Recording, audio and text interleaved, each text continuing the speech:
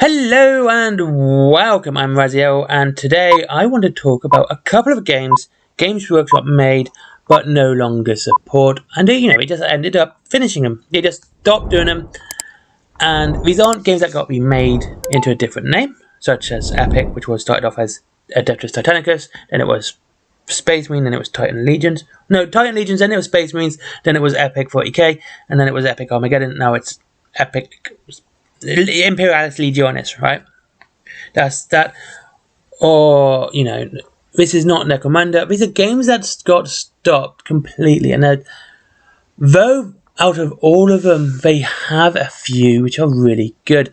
And these are ones that I enjoyed playing. Ones I really enjoyed playing back in the day. And I really do miss. Now, the first one I want to talk about is Man of War. Now, Man of War is not a game I played much, but it was a fun game. And that, of course, is because it was a naval game based in the Warhammer old world. And it had a fair amount of ships and fleets, and actually it was pretty good, and it was enjoyable. And I wish I played more of it, actually, and I wish I had more models. There's one that I really regret not really getting into, especially nowadays with companies like Warcradle and Mantic really picking up this naval game business with theirs. Armada from Mantic is a fantastically fun game, and Dystopian Wars is pretty much one of my favourite games right now. And anything by Warcradle is always fun, and I'm saying that as a biased point of view. I'm not going to deny that Warcradle is one of my favourite companies. They make some of the best models, and they make some of the best games. So I would like to see, Man of War come back. Talking about naval warfare, of course, we can't talk about that and not talk about Battlefleet Gothic. Battlefleet Gothic has had two massive video games. Now, I think the biggest problem with Battlefleet Gothic is the lore attached. Now, those who don't know, Battlefleet Gothic was the reason the 13th Black Crusade happened. It was the game that set it all off and the entire narrative off. This was back in the time where Games Workshop kind of really did care about the narrative quite a bit. Like, games would tie into each other via the narrative, and we saw it very frequently. We see it a bit now with Horus Heresy and Epic. Kill Team doesn't really have a narrative that much attached to it, so it's probably just part of 40k game. It's just squad combat. It's very small. Necromunda is almost like its own thing now. So we're not seeing a lot of, connectivity between the games, which is a bit of a shame, to be honest with you. And this was so much so that the end of the 13th Black Crusade by Abaddon is actually written in the codices at the time. Especially the Eldar one, which is one of my favourites with Eldrad Ulthuan, where it explains how it was him that ended the 13th Black Crusade by sacrificing his life to destroy the Blackstone Fortress. He sacrificed it, he went into the Infinity Circuit of the Blackstone Fortress and disabled it. And it was like, will he ever come back? No one knows.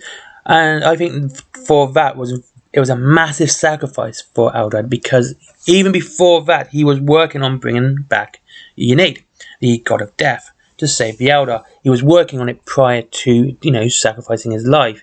So he sacrificed his life and pretty much all the Eldar at the time to save, humans and basically the entire galaxy from chaos tearing itself apart via, Eye of Terror. And I think that's quite good to see that is the way it went. And the thing about Battlefleet Gothic was the models. They were absolutely stunning, and I still think they're pretty stunning to this date. There's plenty of people who do 3D printing of them, so they're not that difficult to find, especially some of the new ones. But one of my favourite models of the time was the Terminus Est. The Terminus Est was a demon plague ship, and it was absolutely amazing. One of the best looking models Games Workshop has ever made. And it was a baller in combat as well. It was absolutely fantastic. And it was it just really was a fantastic looking ship. It was all metal, of course, because that was the start of the time. But yeah, I really enjoyed playing this game, and it was great to play with massive campaigns, because the way that you could tie everything in narratively to 40k and Epic and Inquisition, which I'll come to in a second, was fun. It was a fun way to waste a weekend where you could just build a massive battle and have a campaign that just lasted from void warfare all the way down to singular combat. It was great. And yes, I gotta say that Battlefleet Gothic, and it was a great starter box too. It had one of the best ones. It had a great rulebook, which I've read so many times. I've still got mine. It had a great adapt supplement. I was going to say edition. Got Battlefleet Commander, which had the Tau, and some Necrons and other new races being added in. So rather than having a whole book for each army, you had this new book which had all the new armies in it and their models and their ships as well. And it was really good at inspiring you to make your own scenery.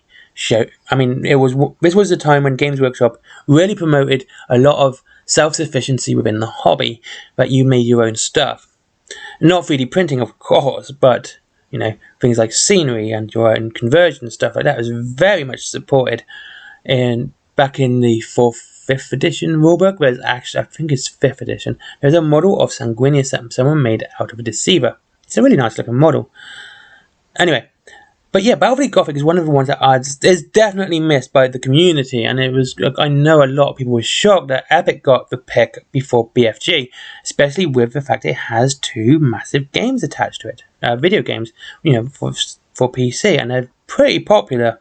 I can't really get into them, I must admit, but people like them, and I can see why they like them. It's a good game. Just because it's not my cup of tea doesn't mean it's bad. And I think it was absolutely a shame that they did not go for it. And I think with Battlefleet Gothic, if they were to bring it back, they should bring it back Scouring era. So after the Horus Heresy, but before the Tau. So you still have so many races, like the Eldar, the Orcs, the Space Marines, the Chaos as well. But you wouldn't have too much storyline to work with. You've got things like I think the War of the Beast was that point. So you could have a nice big void warfare there. Of course, the Scouring and stuff like that. Absolutely fantastic. And I think that would be great. So yeah, Battlefleet Gothic is one of the biggest ones that they missed. Now the last one, I know there's other games, but I want to focus ones I played rather than just talk. So I can't really go, this game was good. All right, I never played it, because that's just not right. But the next game is Inquisition. Inquisition was an absolute Inquisitor. Yes, Inquisitor. Now, this was very much a different kettle of fish from anything else Games Workshop had ever made before.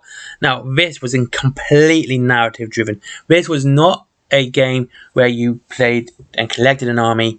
You basically needed one model, and it was actually quite a sizable model. I'm not quite sure of the scale, but it was pretty big.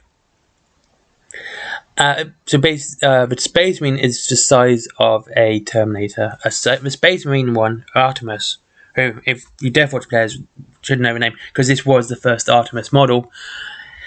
And this would have been a fun game to play. This was absolutely fun because it was basic, it was mission, it was narrative, it was very much like Dungeons and Dragons, but in the 40k universe, without a dungeon master. It was such a fun game. This was a game that was totally built around people building and making their characters and designing them. And you had so many great characters for this one. And this is ones that Games Workshop made. And some of them have now, of course, gone on to 40k, like Artemis and Chernobyl, the Demon. Some Inquisitor models have also gone that way. There was an Eldar Scout. He was a fantastic looking model. And like I said, these guys were about the size of a Dreadnought. And this is how the game played out. And it was so much fun. And everything about it was just about immersion and getting you to tell a story. Like, if someone was poking their head, you had cover for everything. But if they didn't have a helmet, if you hit the head, that was pretty much it for him. He would be dead from then onwards. And again, these models were absolutely fantastic. I had the female Arbites, and she was such a fun character because she came with a Cyberdog too, and she was running, and I can't remember her name. The Enforcer. She was such a nice model. She was. Again, this is another game I think the big problem with this one was there was nothing to really collect. It was just, but you bought a model. I mean, if you bought the starter set, that was all you needed. You got a model for each, and that was it. And that's all you needed. But it was such a fun game to play, and it was a great way to waste an afternoon. You could really tell a good story, And again, you could, build this up onto the next game. And you would, it was definitely designed as well, so you could play more games with your character, and they would have advancements and everything else after this. And of course, the lore as well was something else. It's such a lore-heavy book, and it's such a shame that Games Workshop stopped it. It would have been a game that I would have definitely been playing more and more. And now with the way plastic is, it's a shame that we aren't seeing this game come back. But I think it is because you don't need that many models. You just need the one model. I had 3, and I had so much fun with my little retinue. It was such a fun game, and I really miss it. Anyway, that's just my videos for today. I hope you enjoyed it.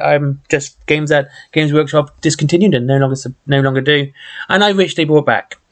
I'll see you all again soon. Links to Wayland Games down below, as always. If you want to save some money on your Warhammer or try a new game, there is, of course, Forbidden Planet and for comics, and of course there is my merchandise, my comics as well, and of course Patreon. But as always, treat yourself to something nice, and I'll see you all again soon. Bye bye.